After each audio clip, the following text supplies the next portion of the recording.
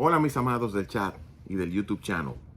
Feliz domingo de resurrección, como se celebra hoy en la mayoría de las denominaciones cristianas, excepto la iglesia griega ortodoxa.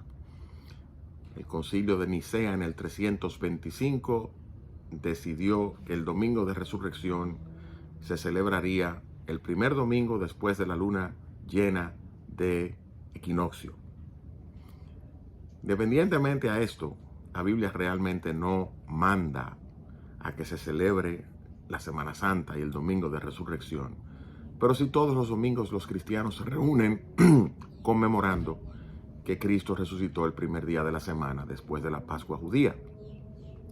¿Es la resurrección un mito o es una realidad? Hoy se usa mucho el tema de fake news. ¿Es la resurrección fake news? Bueno, tiene elementos que hace difícil esparcir un rumor como ese. Yo creo la resurrección por fe, quiero hacer la aclaración. Pero es difícil esparcir un rumor como ese por muchas razones. Primero, la resurrección fue anunciada por los mismos que 2 días antes salieron huyendo por temor a que su Señor estaba siendo juzgado y que iba a ser crucificado por un tribunal romano. Salieron despavoridos, corriendo, atemorizados. La resurrección fue anunciada por los mismos que recibieron las noticias de la resurrección, porque estaban asustados, atemorizados en un cuarto escondidos.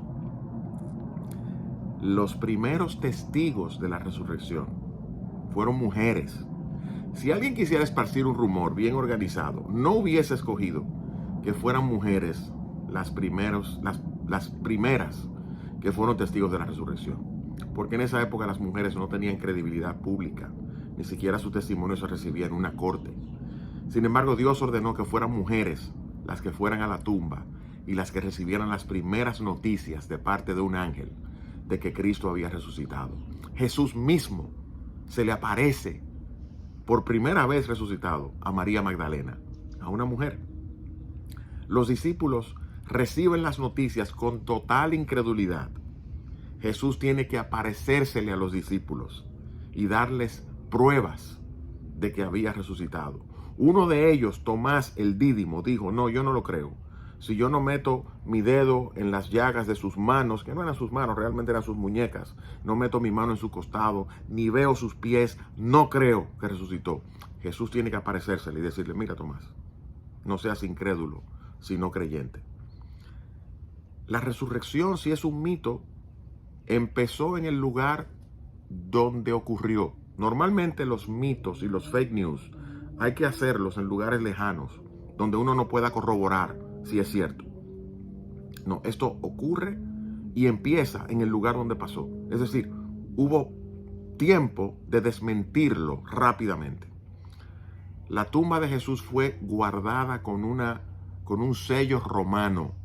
Había una guardia romana y un sello con una piedra de unas 4,000 libras que los soldados no tenían forma de salirse del lío, porque si decían se robaron el cuerpo porque nos dormimos, como le sugirieron los fariseos, los mataban, los ejecutaban.